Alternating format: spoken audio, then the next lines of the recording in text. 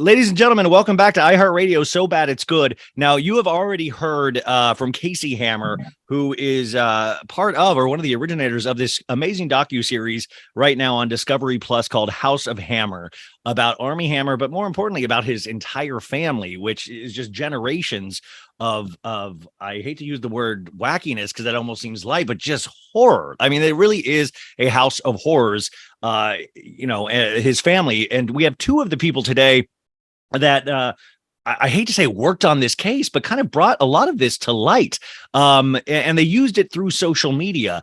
And, you can sometimes laugh because we're Bravo accounts at times, or we're talking about pop culture, but you can really see the intersection of pop culture and where kind of darkness intersects with entertainment. And especially nowadays, where this is actually starting to be viewed as entertainment, which is so weird. I talked to Casey about this the other day. I find this so weird that I found the documentary so watchable, so the story really sucked me in. Not only the Armie Hammer parts, but the entire family story was so unbelievable. You thought you were watching an HBO series like Succession or something. So let's get into this, because I need to talk to two of the people that are in this docuseries, and they've been on the pod before for different reasons. So I'm so thrilled to have them both together. But you know them as at BBF Bravo, Candice, and we got at the Zen Blonde, Lauren. Welcome back to the show, guys. Thank you so much for having us. Thanks, Ryan. So this is, it's so weird.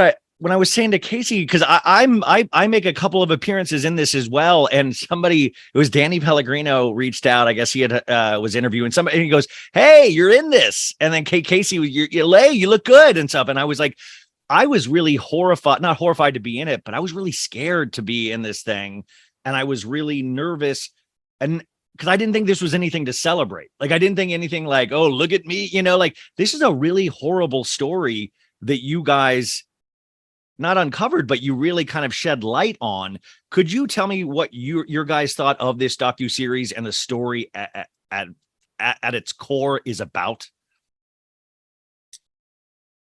I think that the through line for all of this is obviously that there was bad behavior that happened over multiple generations and people that went unchecked because they had this obscene amount of wealth. Candice and I got into this through the social media side. So about almost 2 years ago, I released these, I guess it must be 2 years, when I released these TikToks about Casey Hammer's book. They went viral, and then a production company saw it. So I had been working on this from the beginning with the sizzle reel. And so I was just like you, Ryan, I was terrified to be in it. When they were filming the sizzle reel, it was just me and Casey. And I was like, oh my God, I don't want to say this. I don't want to say that. Yeah. I don't want to touch this story. So it was really horrifying, but I kind of tripped into Casey Hammer's story just by virtue of a friend telling me about her book. And Candice had a similar experience over on Instagram while I was on TikTok.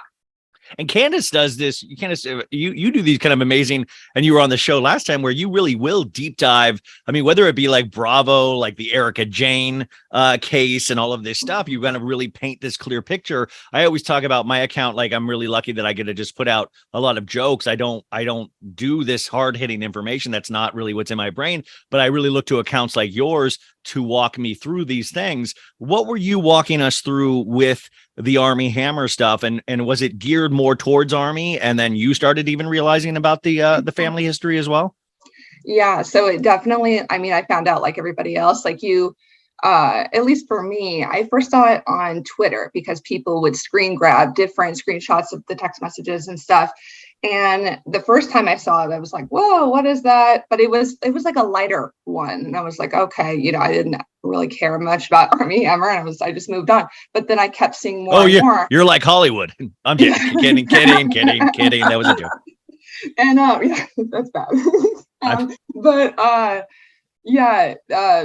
Basically I ended up putting all of it together. And then from there, people were sending me stuff that, they were sending me things that I hadn't seen that were much, much darker. And I was like, whoa, this isn't so much like, look at this. Like, it's, starting to get concerning. But at the same time, I wasn't educated in BDSM at all. So at the same time, I was trying to look up, like, at what point is it crossing the line in between, consenting to this and not consenting to this. And it's such a gray area. And I think that's mainly where a lot of the disconnect is from people understanding, is because they don't know about it. And what's really great in the documentaries, they have someone who is an expert with BDSM, and they're shedding light into like what is normal and what is not normal. And I think that's really important.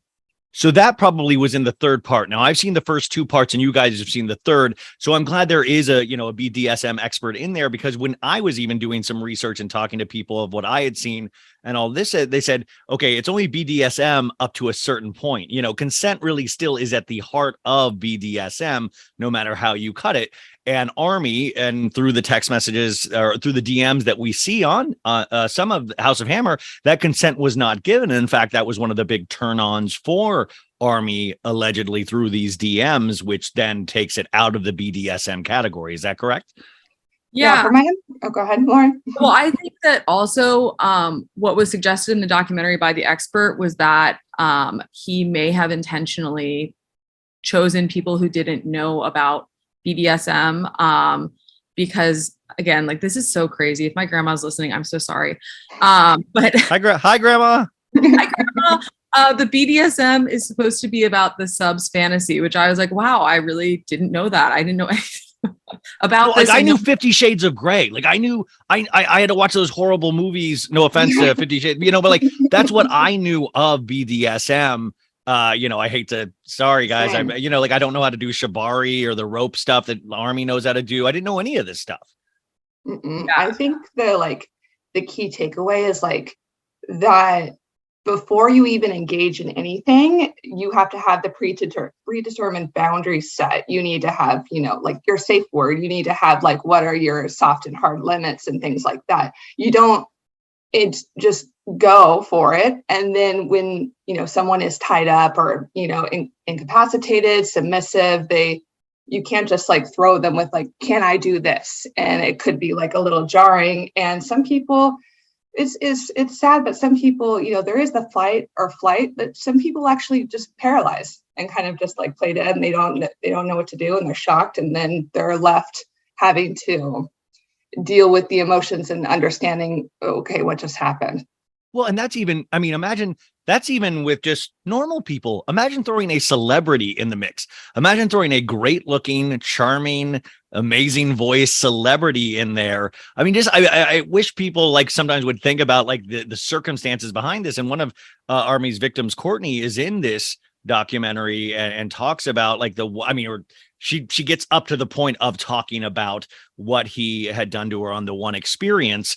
And, that's totally aside from all of the Effie stuff. And you could tell it was really kind of shocking for her. And I really want to make this clear, is that I've thought long and hard about this, about like, I don't want to kink shame anybody. Like, I get that sex is a wide spectrum and whatever, like there are different things that people enjoy and stuff like that. But really, once again, I want to point out that consent still would be at the heart of all of that.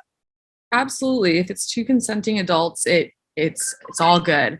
But what the other thing too is like, I think, there's been some backlash online with people saying like really unkind things about the victims. And it's like, like it happens overnight. It's like, somebody slowly chips away at you. And I think the documentary painted a good picture of what happened with Courtney when one boundary is pressed and then another and then another. And then one day you wake up and it's like, you don't even recognize yourself. And it happens to a lot of people. So, well, the line keeps getting pushed further and further back. I always joke about this in terms of Bravo, of like what we consider normal now is not where those reality shows started. Like now we consider like lawsuits and going to jail normal as part of the housewives experience. But remember, you guys, like that we consider that normal now. But back then, 16 years ago, when that would have shocked it wouldn't have lasted more than one season if that was the case. But boundaries do get pushed, and then our kind of defenses go down and we get desensitized.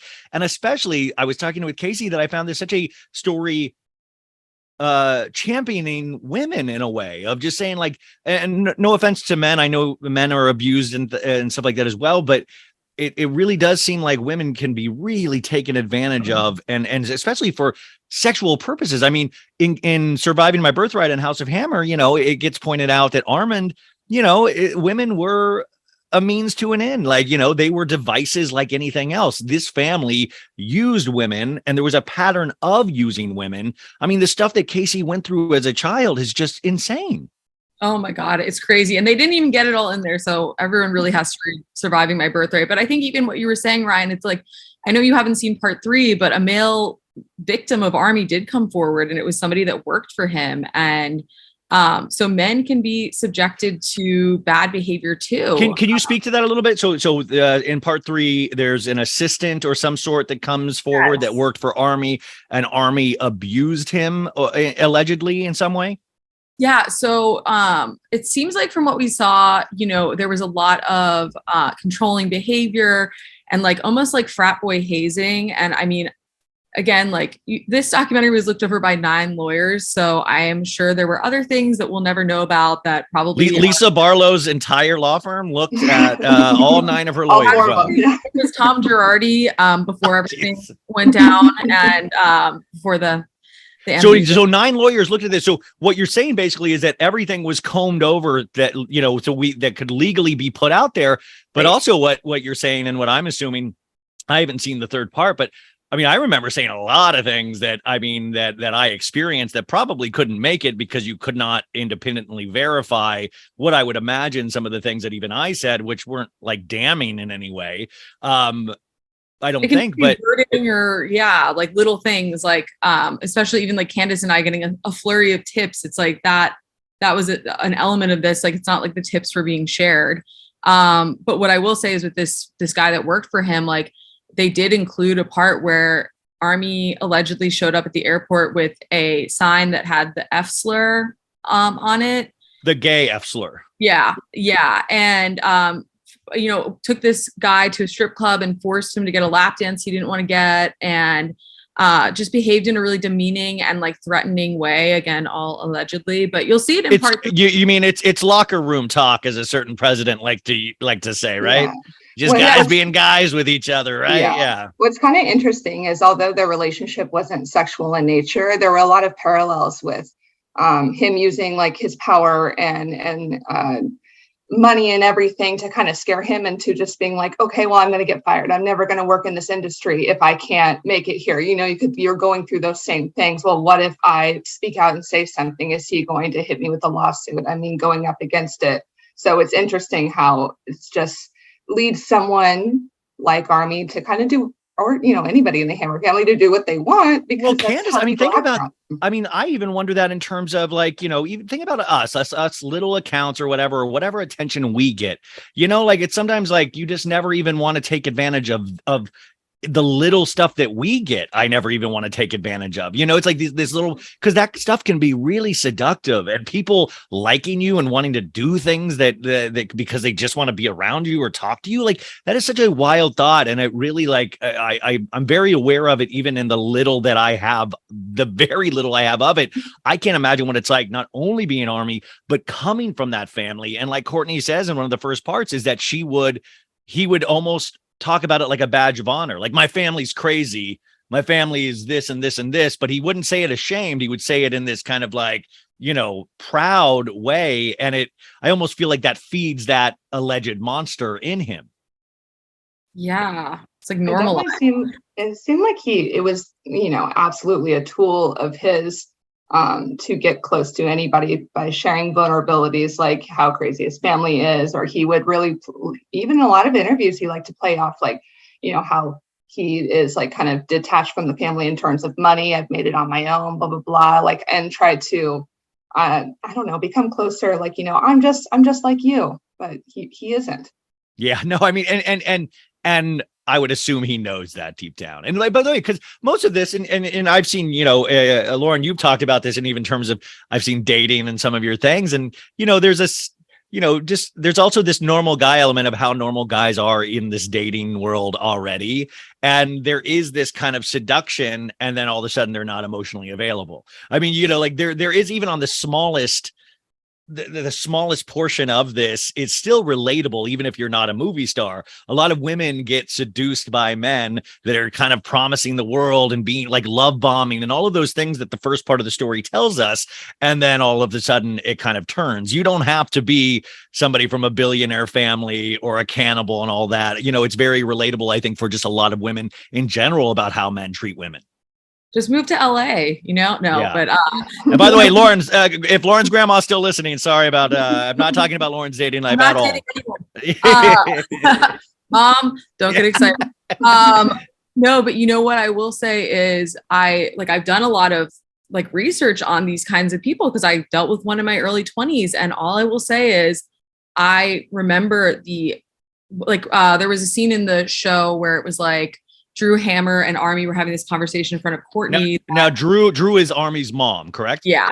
Okay. Yeah. So they were having this conversation in front of Courtney that she's like, I shouldn't have been there for this. And it was like almost like this disclosure of personal information way too quick. And I've had that happen to me and been like, wow, like they must really trust me. And it's actually kind of a manipulation tactic. And on one part, it's like, oh, they're being vulnerable. They're getting you to put your guard down. But on the other hand, like, especially with the sharing of like some evil family secrets, I think they're kind of testing to see like, how is she going to react to this if I'm going to pull something like this on her, or, you know, that kind of thing. The third part, and I don't know, like I was speaking with Casey, but the second part, you guys, hopefully you've watched it by now. If not, this is going to be a little mini spoiler and also a trigger warning, is that she brings up sexual abuse that Casey had to experience through her family. And I'm guessing in the third part that is explored a little bit more. Is that correct? Yes. Right, Candice? I think it was. Yeah, she touches on it. She, it's around the same amount of information that you also can see in her book. She doesn't elaborate exactly what happened. I think it just it shows how complicated things are when it's your dad and somebody you love, and it's hard to come to terms with it actually happening. And so she does speak on that a little bit, but I mean, even the second part, great detail. I was shocked where Casey, even when her dad's dying, she's there taking care of him. She's there, and like he's crazed at that point, waking her up every hour. It's just a really wild story. So after seeing the three parts, is there and especially knowing the story like you guys do you feel like there was an angle left out? Do you feel like there is something that like, man, I wish they would have explored this? Or do you feel like it gives an accurate portrayal of what the danger of this family is? I mean, I think it was the story that needed to be told because it was a story that empowered women. It was a story that I think hopefully is a cautionary tale for other women to know what to look for. And also obviously empowering Casey and the other victims. But like in terms of like Casey in general, just being good friends with her, like this woman was on her grandfather's like 747 and like President Ford stepping on her foot. She's met Diana and Charles. They were in the document. Diana and Charles are in the documentary. Like she also, like when she was working in retail, like the King of Spain picked her up when she was in Milan. Like Casey has so many stories. And one of the stories that like didn't make it in because there just wasn't a way that they could put it in. Like her family had like a Manson-esque situation that happened. That was one of the craziest things I've ever heard in my life. And I was like, that's not in a documentary, and it's documented. I mean, Candice has looked up news. Yeah, I have a TikTok on it somewhere. I can post it. So, and by the way, that's what I'm going to put all the information for their TikToks. If you want to actually further deep dive this, there is tons of information. And I really highly suggest not only reading Casey's book or listening to the audiobook, but going back and looking at these TikToks and these Instagram stories and stuff. It really tells a very complete story in there that I think is that's what I said. I mean, like I wanted more of the family stuff. I mean, I don't know what the third part is, but the second part was what I was really, the Armie stuff. I mean, I had already been so experienced with the Armie stuff that the family stuff was what blew me away, and just the connection of power, and especially looking at where we are now with the political system and the quest for power and money in this country. It's just wild. Him like Arm and Hammer picking up the phone and JFK's on the phone. They have that audio, you guys, of JFK going like, hey, so he goes, oh good, President, thanks for calling. Like he just seems like it's anybody, Mm-hmm.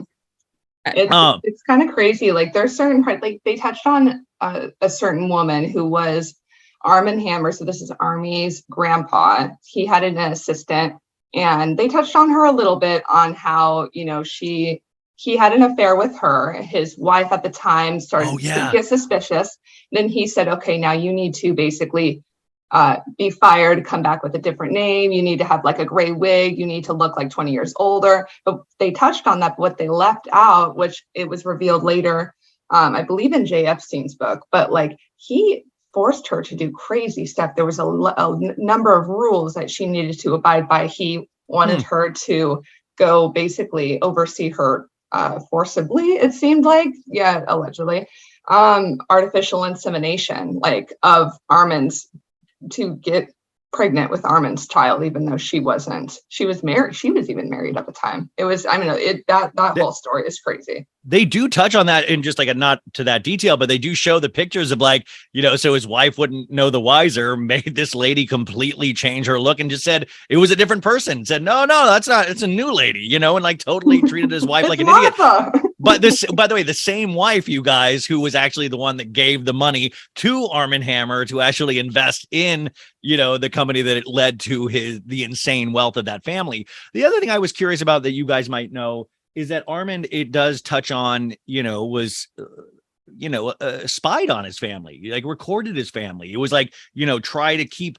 And I asked Casey yesterday, what do you think Armand would think of his family today? But also Armand participated in a lot of really wild, weird stuff.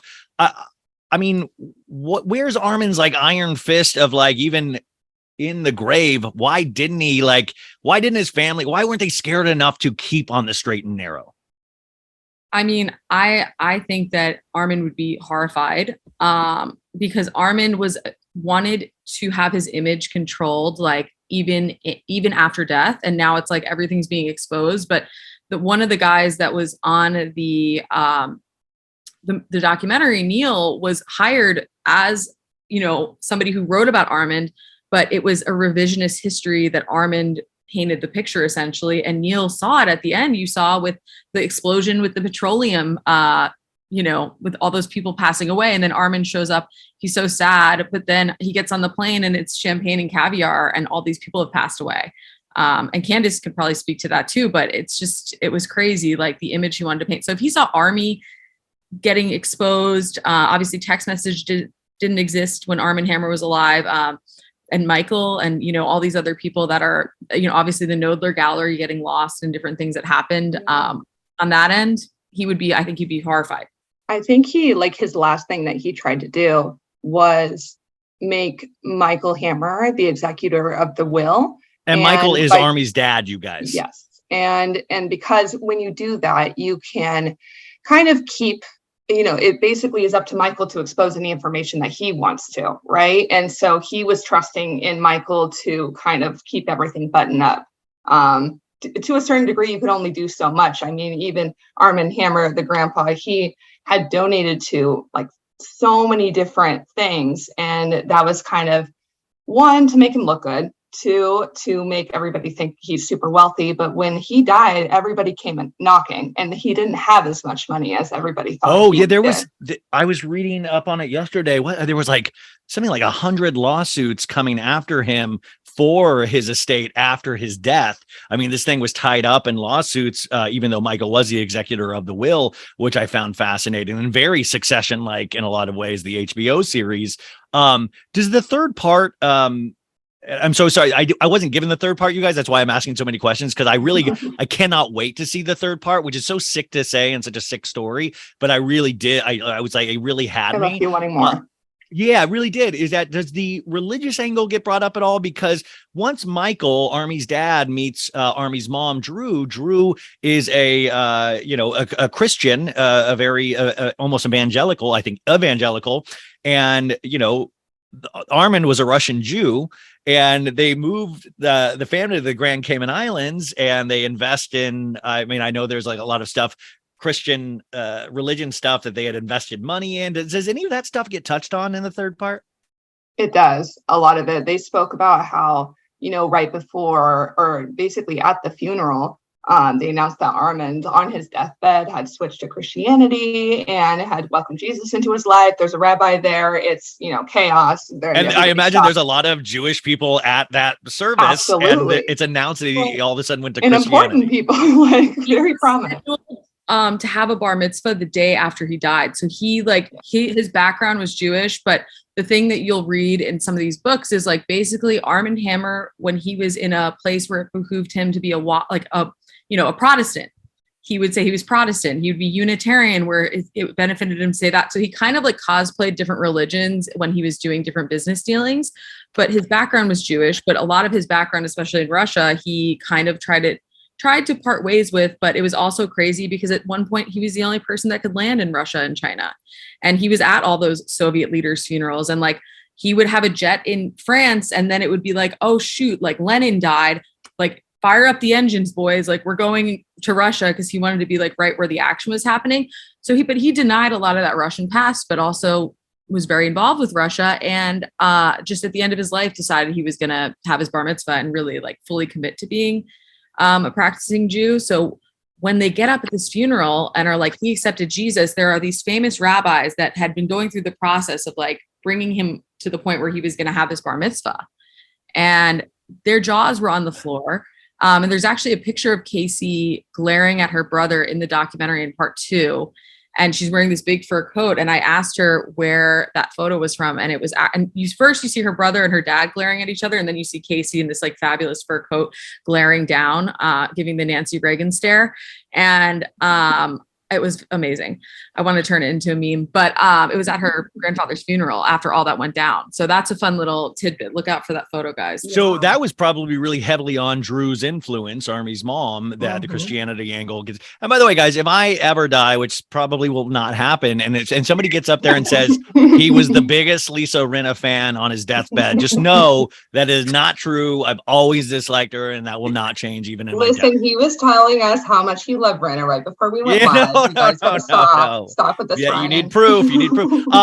So in the third part, I'm also imagining it gets back to the Armie stuff in a way. And now and I'm going to just mention, no, I'm not going to, I was going to bring up Effie, but I'm not going to do that. But some of her stories in there, and remember that is her story. And she's a big part of this. And I just really wish, I don't even know what to say. I wish her well. I just don't know what to say, but going back to the Armie stuff, though, I was curious what you guys think and how it touches on where Armie is today, because I'm even confused in this it's been 2 years since all of this started. In the last year, it was like Bigfoot, where I've heard rumors like he was in rehab for a year, and then he was always in Grand Cayman. Most recently, he was selling timeshares, and then Robert Downey Jr. gave him his house and paid for him. And then he was at the Tower Bar last week celebrating a friend's birthday. In fact, I do have a friend that lives in the hills that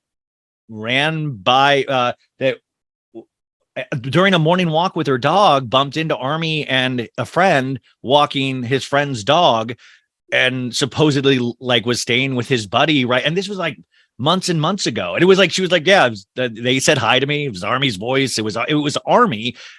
Is Armie back together with Elizabeth? Like what has happened in this last year? What is the truth? I think it's a lot of smoke and mirrors. And I think that we can only speculate, but it seems like there was a very strange PR attempt to remedy his career by maybe staging photos at a timeshare place, because that was so weird. It's like I'm the normal. It was like Erica Jane when she did the KFC photos. I was like, you know what I'm saying? I understand supporting your family, but you thought the timeshare thing was you would still be able to get a better job than a timeshare, even if, you know what I'm saying? It's let's not play games here. Let's at least have you selling real estate or something that yes, exactly. Yeah.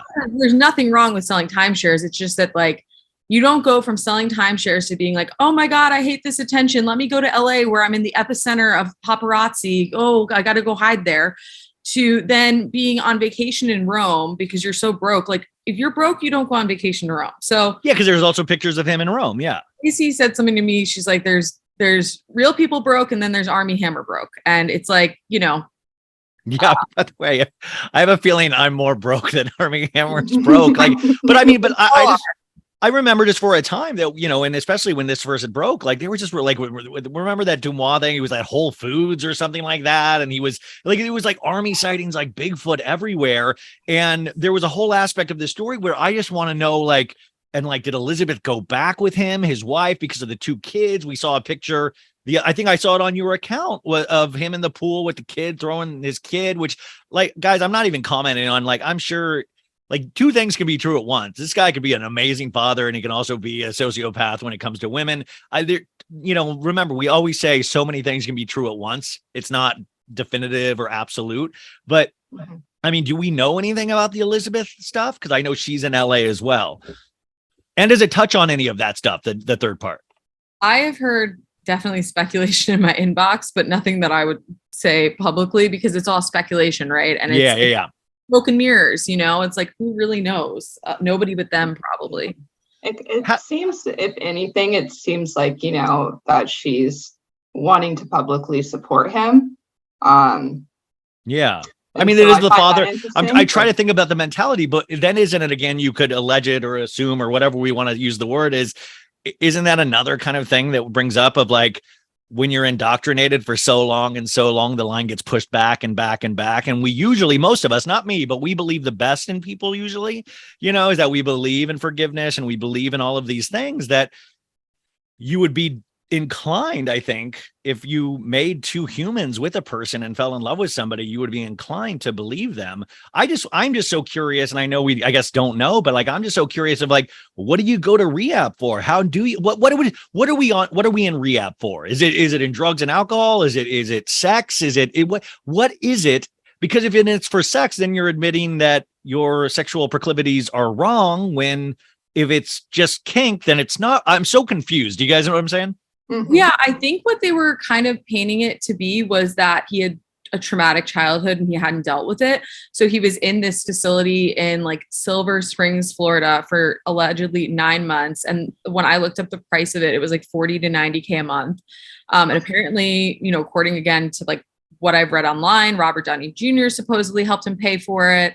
And I want to go to this rehab. Like this rehab, like looked like the most old money, like, yeah. Like there are like horses and like, there's like the it was just beautiful. Like it was a beautiful place. Like it's not like a no frills rehab. So it looked like a resort, just a resort that doesn't have, pina coladas, so it was a really nice place. But but also that's if he even went there. I mean, like that was the other thing. I was reading that he was just saying that he was there. Like, I don't know what is true and what is not. And I guess, do you think, I mean, like, I'm like, is there going to be an Oprah Winfrey interview for Armie? And by the way, is there going to be not a counterattack? Because I don't think this is an attack. I think this is a story that's being told through this docuseries. If this crisis PR, whatever he's been trying to do this last year, what is the plan? You guys study pop culture like I do. You guys study these stories. What do you think is going to come for him next? Or what would you even recommend for him to do at this point? I feel like, sometimes like, I feel unless it gets louder and louder and louder, they choose not to address it and just maybe a dismissive comment like, oh, this isn't true, whatever. Like all the truth will be revealed later. Like they kind of just brush it off and then push more for like his image to be like, highlighting he's a great father and he's on an actor that's on the up and up and let's root for him kind of thing. That's what seems like is the model to bring him back. I've asked Casey this a million times because I don't know and she doesn't know. And, I guess it's like, it's all been kind of unpredictable. And even though the efforts, like if you Google his name, there will be these random articles every few days. There was one that's like, how tall is he? Or like this or that. And I'm like, they're just like pushing down these like articles to try to like, out like all the other ones. Sites. And I'm like, coming this fall from Discovery Plus, how tall is Armie Hammer? Yeah. There was another one that was like, this 70s love child the person looks like exactly like Armie Hammer. Is he like the love child of this person? And it's like, there's no person tying his mother to like this actor. That's but episode 3. No, they're like, it's like the weirdest articles. And I'm like, okay. And then, I guess the only other thing I could say is that I received like a rush of crazy commentary when this all was coming out, and I released Casey's story, and I know Candice did as well. And at first it was like, oh, are these all like super fans? And now with everything that's happened, especially with like Garcelle's son, and even some of the Johnny Depp stuff, I really do think that some of these people do implement bots and bot attacks and essentially just buy comments to target certain people that are involved in shedding light on stories. So I think that's another possibility for how they might try to regain some control in the public opinion forum. Right. It sways public opinion, and it tries to keep people quiet by, breaking them down and hitting them where it hurts. Well, Talos Films, who produced this, have you heard from them? Was there any kind of attempt to stop this docuseries? I mean, even once it had been filmed, was there behind the scenes stuff trying to stop this entirely? Do you know that? Yeah, I mean, as far as I know, there were a few filming locations that were blocked. That's all I can really say about that. But I also, I know that Casey read off a letter in the documentary, and I think that there were definitely some attempts on the back end. And Talos did a great job of like being able to get the information out there, especially about what happened to Casey in her life, but all good in a legal sense, which is amazing. That's what I find. Sorry. Oh, no. Sorry, no, please. What is it? There's a letter in that she reads from Michael, Armie Hammer's dad, in the 3rd episode, where he wrote to her. And I believe, I'm not sure exactly when it was sent, maybe at the beginning of filming. But obviously he's aware of what was happening. And the letter was just kind of interesting because essentially it was 2 things. One of it, I mean, it was kind of a thinly veiled threat. If you don't stop, I will have to figure out legal action. But so it was a more recent letter. A more recent letter. It was, in regards to the filming of the documentary. And then what was interesting is the letter also ended with, but, essentially, remember, we're still family. Like, I do wish you the best. So it's also trying to pull at her heartstrings a little bit. And so I thought that was somewhat manipulative, just seeing that happen.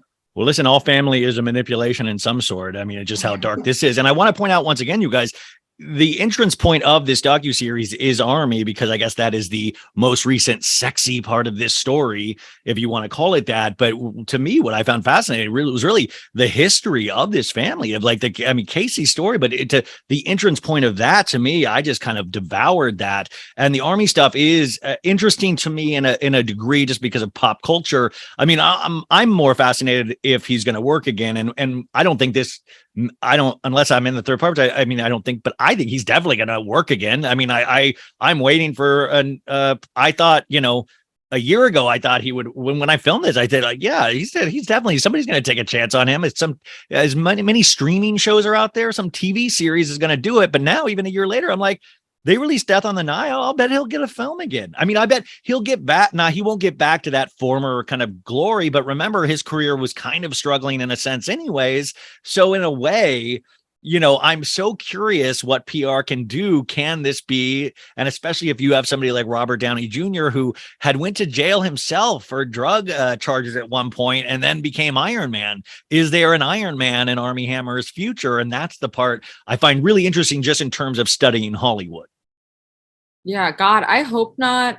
And I think like one of the things that people don't realize is when you've had somebody do something horrible to you and they're in the public eye, and then you're having to see their face everywhere, which I know was a concern with this documentary in general, like seeing that is just so like traumatizing in a way. And like to have somebody be in Death on the Nile and all these different things. I mean, it's hard to see somebody that did something horrible to you out in the media. So I also just like, I don't know, like maybe he should just go back to the timeshares, but I don't know, Ryan. I don't know. Wait, have we talked to anybody at the timeshare? Like, I mean, did he do good? I mean, I believe it was a complete, and also. Can someone who bought the timeshare please come forward? Because there's a picture of him in a timeshare outfit. And I'm like, listen, like at first I was like, maybe. And then I saw the picture that they had released of this and I was like, come on, like Armie knows when pictures are being taken of, like when you're a celebrity, you're like, you know, you see all those paparazzi shots anyways of when they spot the paparazzi even from far away with a telephoto lens.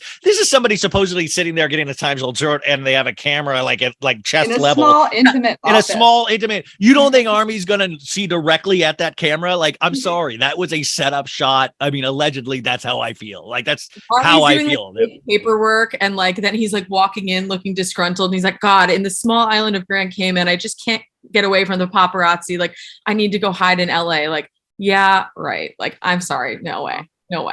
Two final things that I wanted to talk about really quickly is I had woken up to a text message from you last week where it was like people had all put our names in some tweet or something like that and said, you know, they was like making fun of our looks and said we all got fillers. And it was so sad because I didn't even make the preview for House of Hammer. So they had to go to my Instagram account and find some picture of me and my dad. And you guys got like, you know, nice glossy ones. And I was like, I don't have filler, but I think this got deleted by the time I woke up or something. Are you scared or are you nervous about reaction to this or about what comes next? You know, like, I mean, is there any preparation for things like this that, I mean, like, should I be scared? Like, what are we dealing with here?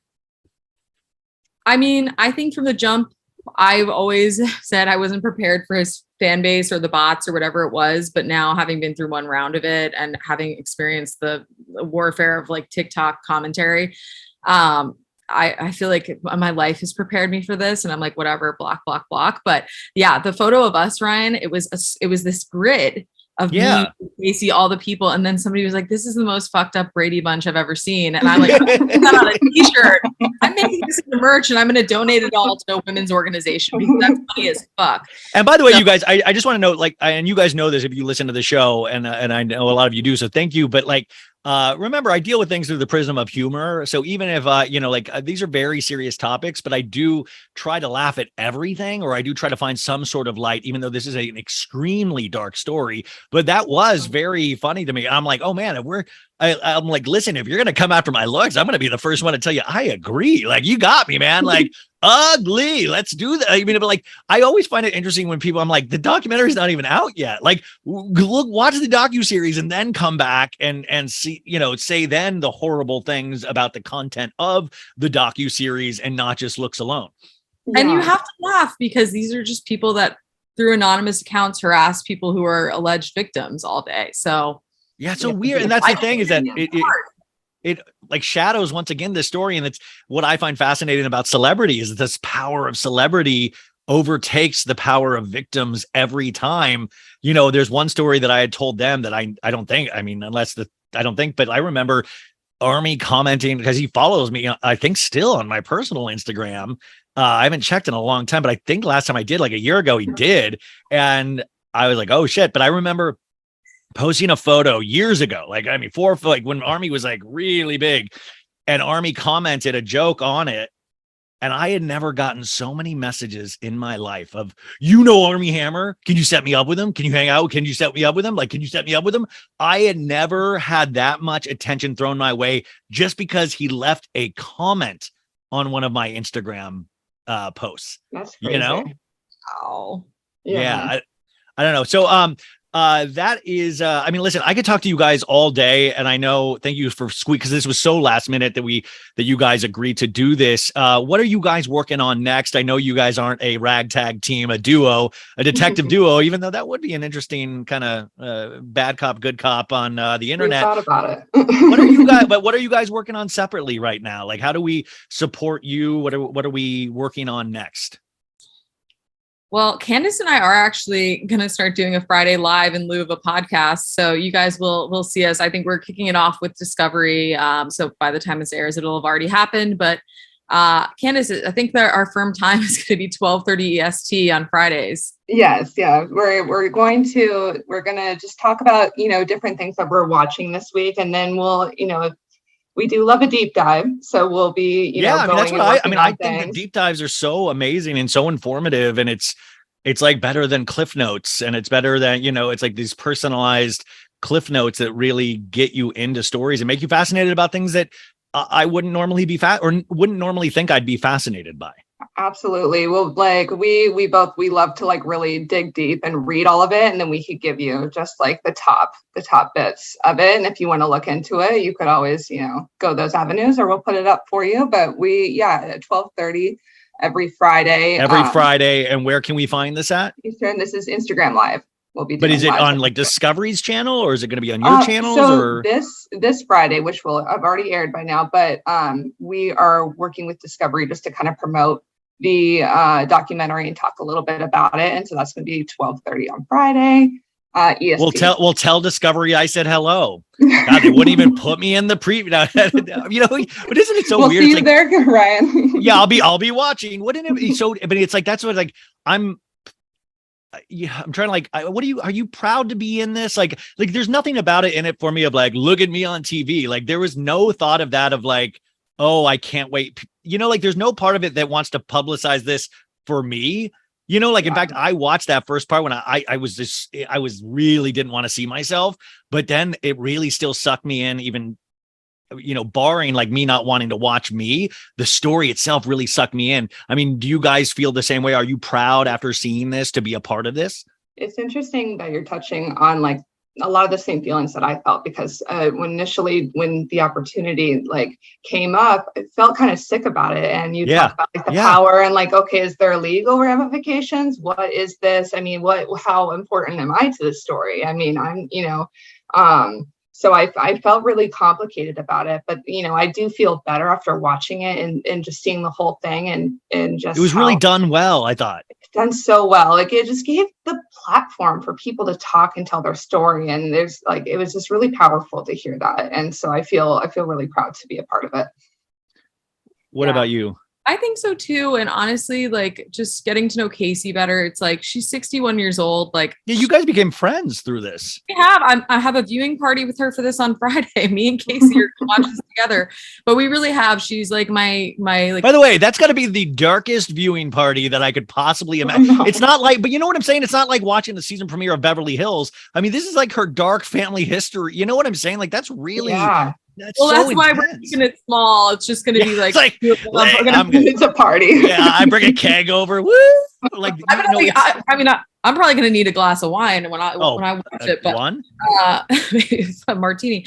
But no, I mean, I'm just so thrilled for her, and for her to finally be able to tell her story, and just for the women that did want to speak out to be able to actually like have that freeing moment, because it's a lot to live with. Imagine introducing yourself for 61 years. And then like, it's like, how do I tell people my background? How do I tell people about my family? It's a lot to live with. So, yeah. And there's a lot of women, and I want to point out that, then it's not like they choose not to, but there's a lot of other stories that we didn't get to hear that are not in this. And just remember that there are other victims out there of this entire family, and you can relate that to your life, because a lot of you guys have been victims of horrible abuse out there. And so I really do think the women that have come forward to tell their part of the story. And lastly, you guys, I know I have a couple more minutes, but I did want to throw this in here, is that there was a part of this element 2 years ago that I really played into. And I remember on the podcast with Sophie, and like, because they do touch on the cannibal aspect of this and all that. There was a sensationalism that I even got caught up in, where at one point I was like,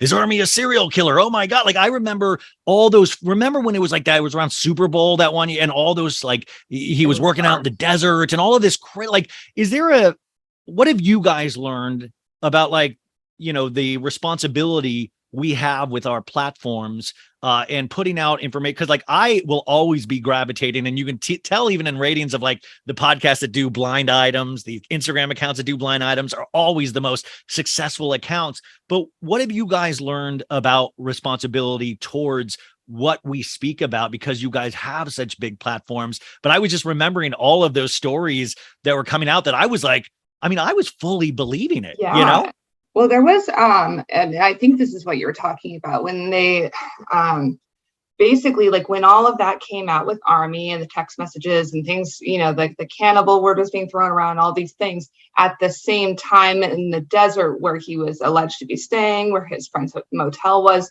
there was a missing persons case that was going viral. And so everybody was sending me and Lauren these articles like, this is connected, this has to be it. And other people were taking the bait, but it's like, whoa, I like, you can't expect me to post this. That's a huge jump. Like, what do I know? Like, It's but it even is like, because I easy remember for people like, to post everything.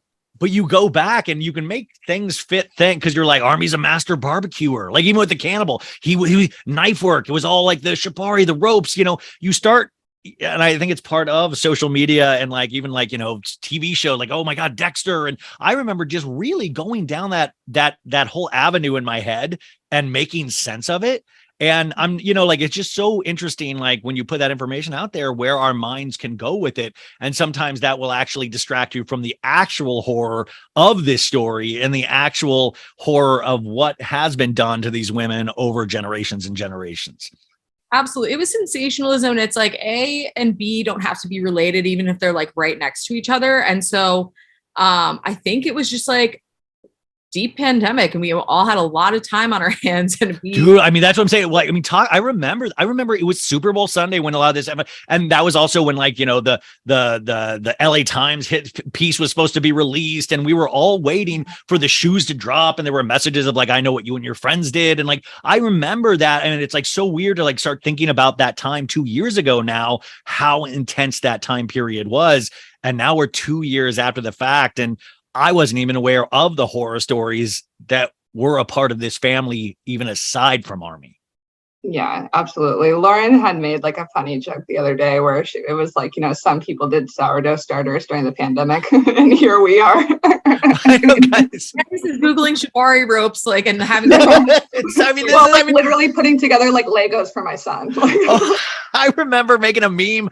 Like I remember like driving back from Arizona to LA, like after I had COVID with my family, like I was in the work and I remember stuff dropping and I remember pulling over to make a meme because it was like the cannibal stuff had just started getting, and I made a meme of, it was like 3 women smiling at a blood bank, giving blood. And I was like, once women find out Armie's a cannibal, because that's how good looking this dude, like the thing is like, this guy is so charming and good looking that women would line up to be with this guy no matter what. Like, I mean, there were jokes. They're like, I don't care. When am I think Brandy Glanville made a joke like that of like, I mean, like people were like, yeah, sign me up. You can eat my rib. Like, that's how weird we are as a society that it still doesn't matter. And that's why I think even with this docuseries, no matter how well done it is, it'll be interesting. And it's up to you guys if this matters to you or not, if you're going to take something or learn something from this or not, and be able to try to like, teach our kids better and all of that stuff.